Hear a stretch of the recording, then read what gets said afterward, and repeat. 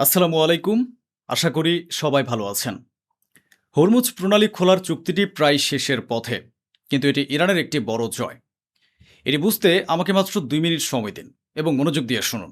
আমি চুক্তির সমস্ত সূক্ষ্ম দিকগুলো বলছি। ওমান ও ইরান যৌথভাবে হরমুজ প্রণালী পরিচালনা করবে।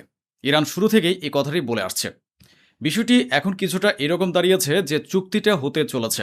হরমুজ খোলার সেই চুক্তি অনুযায়ী আমেরিকা স্বীকার করবে যে হরমুজ প্রণালী ইরানের এবং ওমানের অধিকারভুক্ত। আল্লাহু আকবার। এরপর চুক্তির মধ্যে বলা হয়েছে যে যখন কোনো জাহাজ আসবে সেটি ইরানের রুট দিয়ে আসবে, আবার যখন কোনো জাহাজ যাবে সেটি ওমানের রুট দিয়ে যাবে। কিন্তু ইরানের যদি কোনো আপত্তি থাকে তবে সে ওমানের রুটেও জাহাজ আটকাতে পারে। আল্লাহু আকবার। ইরানের জয়টি দেখুন এবং বুঝুন। সবচেয়ে বড় কথা হলো আমেরিকা স্বীকার করবে যে হরমুজ ইরানের। তবে কি ইরান হরমুজ প্রণালীতে টোল নেবে না? ইরান কি হেরে গেল? না, না, শুনুন। কোনো না কোনোভাবে ইরান ঠিকই নেবে। ইরান এখন জাহাজগুলোর কাছ থেকে নয়, বরং যে দেশগুলোর জাহাজ সেখান থেকে যাতায়াত করবে, বিশেষ করে আরব দেশগুলোর জাহাজ, তাদের কাছ থেকে মাসিক বা বাৎসরিক ভিত্তিতে একটা মেইনটেন্যান্স চার্জ নেবে। এর বিনিময়ে ইরান জাহাজগুলোকে নিরাপত্তা ও সুরক্ষা দেবে, বিমার ব্যবস্থা করবে, জাহাজগুলোকে নিচে পার করে নিয়ে যাবে এবং জাহাজগুলোর নিরাপত্তার সমস্ত ব্যবস্থা নিজে করবে। এর পরিবর্তে সে আরব দেশগুলোর এবং ইউরোপের কাছ থেকে অর্থ ও ফি নেবে। আমি কি বলেছিলাম? ঘুরিয়ে বা পেঁচিয়ে ইরান ঠিকই টাকা আদায় করবে। এখন এতে আমেরিকা রাজি হচ্ছে। যখন এই সমস্ত বিষয় সম্পন্ন হবে তখন আমেরিকাকে তার ব্যারিকেডগুলো সরিয়ে নিতে হবে এবং হরমুজ প্রণালীকে পুরোপুরি স্বাধীনভাবে ইরানের নিয়ন্ত্রণে ছেড়ে দিতে হবে। এখন এই সমস্ত বিষয় শুরুতে ওমান রাজি ছিল না, কিন্তু এখন ইরানের এই চুক্তির বিষয়ে ওমান সম্পূর্ণরূপে ইরানের সাথে একমত এবং ইরানের পক্ষে আছে। আশ্চর্যের বিষয় হলো হরমুজ প্রণালীতে আমেরিকা যে ব্যারিকেডগুলো তৈরি করে রেখেছে তা সরিয়ে নেবে এবং ইরানের উপর যে নিষেধাজ্ঞাগুলো আরোপ করা আছে আমেরিকা তা তুলে নেবে। ইরান বন্ধুত্ব রক্ষায় অনেক এগিয়ে। কোনো চুনোপুটি যদি ইরানের সাথে বন্ধুত্ব না রেখে থাকে তবে তাকে আজ পর্যন্ত এর মাসুল দিতে হচ্ছে এবং হরমুজ প্রণালীতে তার জাহাজগুলোতে হামলা হচ্ছে। যাই হোক, বিষয়টি হলো এখন ইরান তার দুই বন্ধু চীন এবং রাশিয়াকে প্রস্তাব দিয়েছে যে আপনাদের জাহাজ ও দেশকে কোনো ফি বা ট্যাক্স দিতে হবে না, আপনারা সম্পূর্ণ স্বাধীন। এমনকি চুক্তি সম্পন্ন হওয়ার পর ইরান ভাবছে যে এই চুক্তির পর ইউরোপকে অনুমতি দেওয়া উচিত, যাতে তারা নিজেরাই এসে হরমুজ প্রণালীতে আমরা যে মাইনগুলো বিছিয়েছি সেগুলো নিজেরাই অপসারণ করে। আমরা নিজেরা তা সরাবো না। রয়টার্সকে বিশ্বের সবচেয়ে বড় সংবাদ মাধ্যমগুলোর একটি হিসেবে মান্য করা হয়। দেখুন রয়টার্স কি বলছে। তারা একটি অনুসন্ধানী প্রতিবেদন ছেপেছে যে আমেরিকার কাছে যত দীর্ঘ পাল্লার এবং বহু দূর পর্যন্ত আঘাত আনতে সক্ষম ক্ষেপণাস্ত্র ছিল তা সবই প্রায় শেষ হয়ে গেছে। আজ পর্যন্ত আমরা ভাবছিলাম ও শুনছিলাম যে ইরানের যুদ্ধে আমেরিকার ইন্টারসেপ্টরগুলো শেষ হয়ে গেছে। সে কথা বাদ দিন, ওগুলোতে শেষ হয়ে গেছে, কিন্তু আজকের খবর হলো আমেরিকার দীর্ঘপাল্লার ক্ষেপণাস্ত্রগুলো শেষ হয়ে গেছে। আসুন এবার সিএনএনের দিকে তাকানো যাক। সিএনএন তো বিশ্বের অন্যতম বৃহত্তম নিউজ প্ল্যাটফর্ম, যা আমেরিকার। তারা ছেপেছে যে আমেরিকার 80% ইন্টারসেপ্টর শেষ হয়ে গেছে।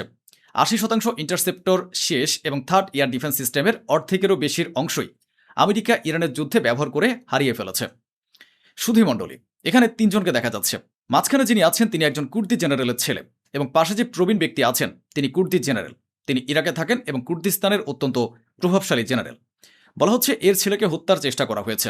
বর্তমানে তিনি আহত। বলা হচ্ছে এর পেছনে ইরানের হাত রয়েছে। ইরানের এই বিষয়টি আমার খুব ভালো লাগে যে শেষ আঘাত বা শেষ জবাবটা ইরানই দেয়। মাত্র 2 দিন আগের ঘটনা, ইরান কোনো ঘোষণা দেয়নি, কিন্তু আমি আগেই বলেছিলাম যে কুয়েতে আমেরিকার ঘাঁটিতে বিস্ফোরণ হয়েছে।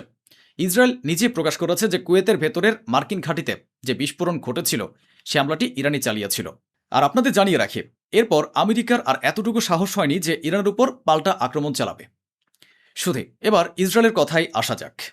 ইসরায়েল নিজে লেবাননে হামলা চালিয়েছে, যার ফলে লেবাননের বিভিন্ন এলাকায় আগুন ধরে গেছে।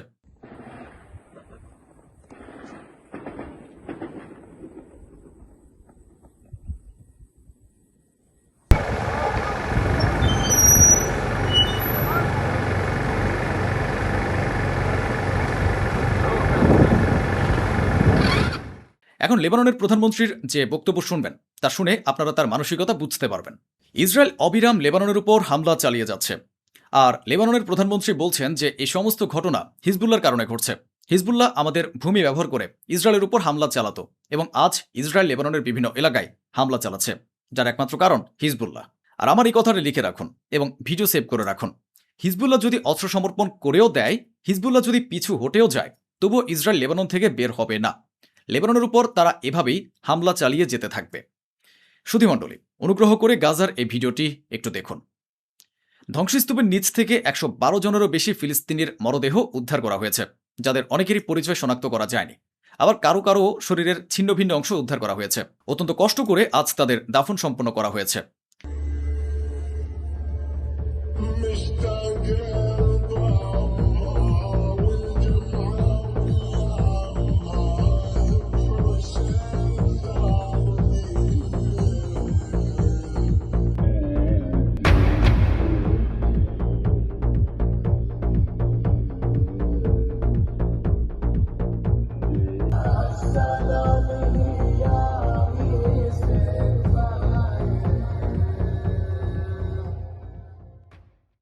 গাজার সরকারি প্রতিবেদন অনুযায়ী গাজার স্বাস্থ্য মন্ত্রণালয় জানাচ্ছে যে 9 থেকে 10 হাজার মানুষ এখনও গাজার ধ্বংসস্তূপের নিচে চাপা পড়ে আছেন। অন্যদিকে নেতানিয়াহু সাফ জানিয়ে দিয়েছেন যে হামাস সম্পূর্ণভাবে অস্ত্র সমর্পণ না করা পর্যন্ত ইসরায়েলি সেনাবাহিনী গাজা থেকে সরে যাবে না। עומד איתן על האינטרסים הביטחוניים שלנו.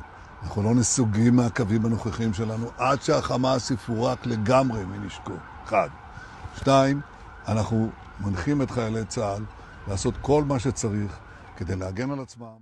নেতানিয়াহুকে বাঁচানোর জন্য ডোনাল্ড ট্রাম্প আন্তর্জাতিক অপরাধ আদালতকে ভেঙে দেওয়ার বা মুছে ফেলার চেষ্টা করছেন। প্রতিবেদন অনুযায়ী আন্তর্জাতিক অপরাধ আদালতের যে সদস্য রাষ্ট্রগুলো রয়েছে, বিশেষ করে আফ্রিকান দেশগুলো, ডোনাল্ড ট্রাম্প তাদের হুমকি দিচ্ছেন যে তারা যেন এই আন্তর্জাতিক অপরাধ আদালতের সদস্যপদ ত্যাগ করে এবং এর থেকে বেরিয়ে যায়। এবার আসুন ফিলিস্তিনের পশ্চিম তীরের দৃশ্য আপনাদেরকে দেখায়। ফিলিস্তিনের পশ্চিম তীরে ইসরায়েল ফিলিস্তিনি শিশুদের স্কুল ভেঙে গুড়িয়ে দিচ্ছে। এখন পর্যন্ত পুরো ভবনটি ধ্বংস করে দেওয়া হয়েছে। এদিকে ফিলিস্তিনের শতবর্ষী প্রাচীন একটি মসজিদের কাছে গিয়ে ইহুদি উগ্রপন্থীদের একটি দল নাচানাচি করছে।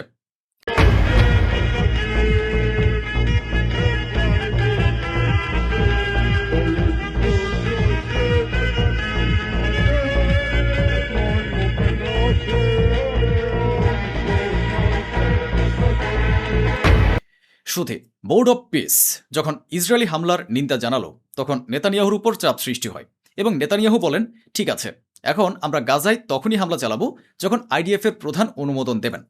সিরিয়ার সেনাবাহিনী একটি দাবি করেছে, তারা কিছু দৃশ্য উপস্থাপন করেছে এবং বলেছে যে ইরান কর্তৃক লেবাননে পাঠানো অস্ত্রগুলো তারা জব্দ করেছে।